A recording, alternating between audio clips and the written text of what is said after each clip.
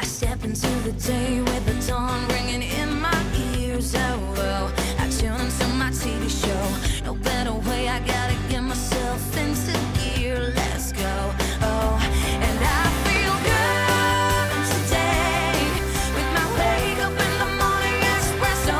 I feel good today. It's my feel good breakfast show. Oh, yes, it is indeed Tuesday, the 9th of May, and you've chosen to start your day the feel-good way. How are you doing? How are you doing? Been working on that lyrical rhyme, you know, trying to get my rap career started. But thank you so much for joining us and choosing to start your day off with us. We've got a whole bunch of stories to share with you today that I'm sure will excite and invigorate you, especially for all the sporting fans out there. We'll be taking a look at the best and worst Bafana coaches. Ooh. Hello. When are we ever going to find the right one? There's a lot. Yeah, Ashfaq will tell us all about that. And then we celebrate something beautiful that sometimes just turns sour, if you will.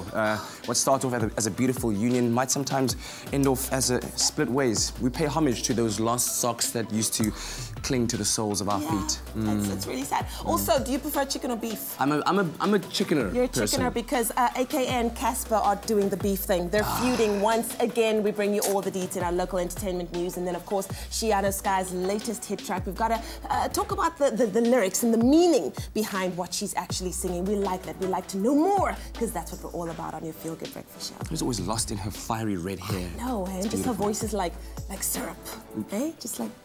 Not honey? No, it's like syrup, golden syrup. You know honey is better quality, right? I know, but golden syrup. All right, sweet, let's get the day started, shall we? Let's take a look at the weather.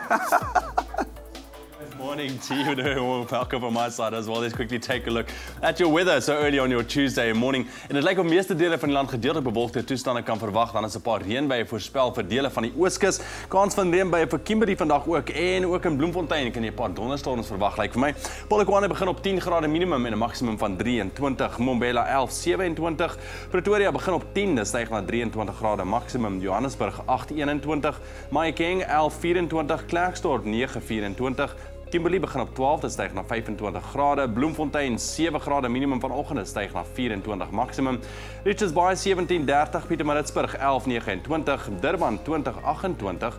Mthatha begin op 10, dit styg na 28. Oos-London 15:22, Cradock 9:27, Port Elizabeth 12:20, George begin op 9, dit styg na 18, Sutherland 5:19, Kaapstad 8:18, Worcester begin op 'n koue 3 grade vanoggend en 'n warmer 22 later. Springbok 10:25 en Appington begin op 16 en dit styg na 'n maksimum van 30.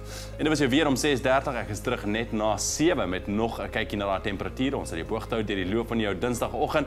Let's quickly take a look at your traffic and see if the roads have woken up already. Gauteng and Parktown on the M1 southbound. There's queuing traffic towards the CBD. Just be aware of that and increase your travel times if you must.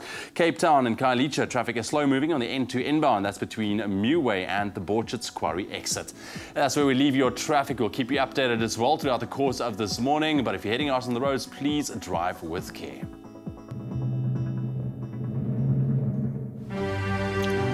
Oh, no. No gum. No gum, please. Take the gum out.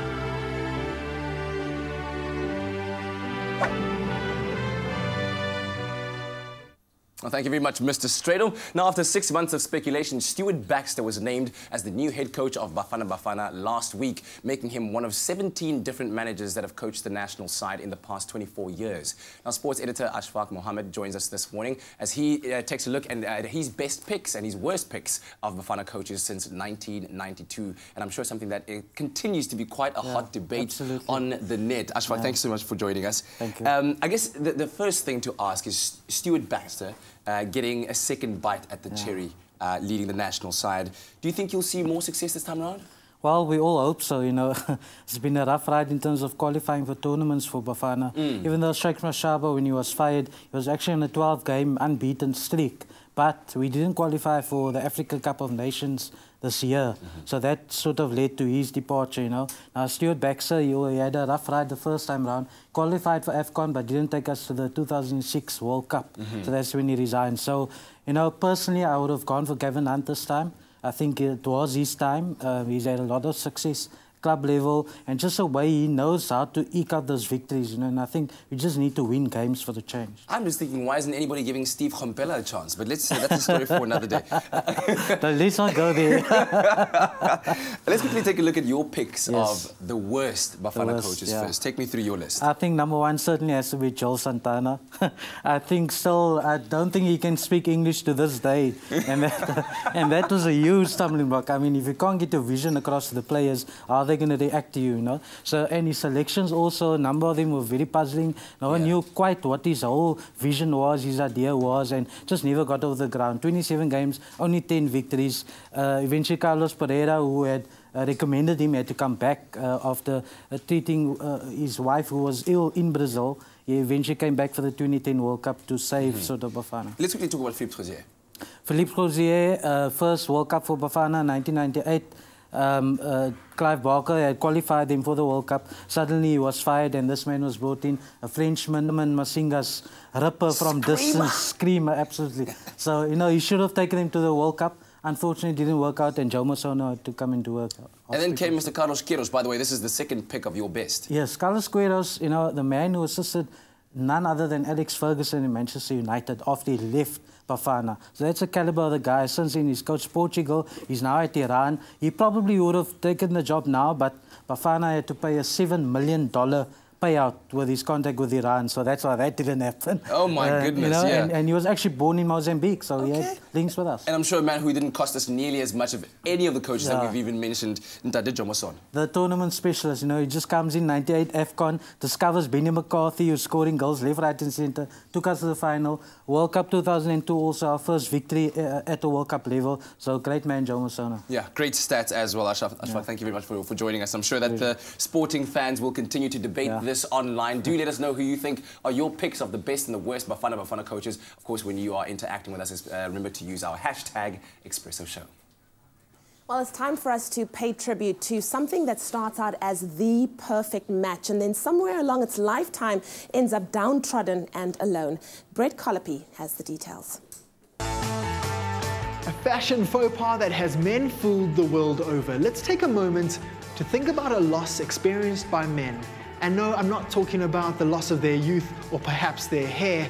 I'm talking about a more serious loss. A loss of a favorite pair. Yes, the pair of socks. Today is Lost Sock Memorial Day, and who better to answer all my questions than the father of sock himself, Nick from nickharry.com.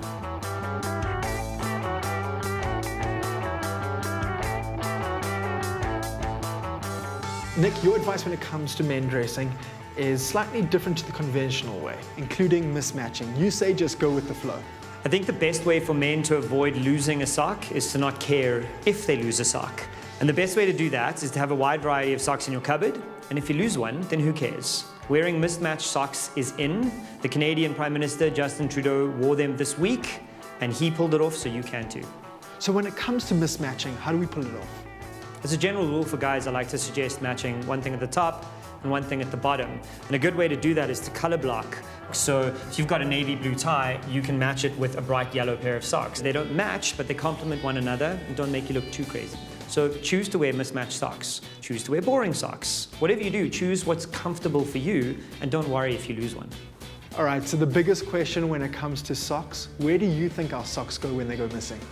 This is probably the #1 question I get as someone who makes socks, and honestly, I don't have a cool answer. The answer is, it's probably been stolen by your dog, it's probably in your washing machine, but what I can tell you is you can just go out and buy another cool pair to add to your collection.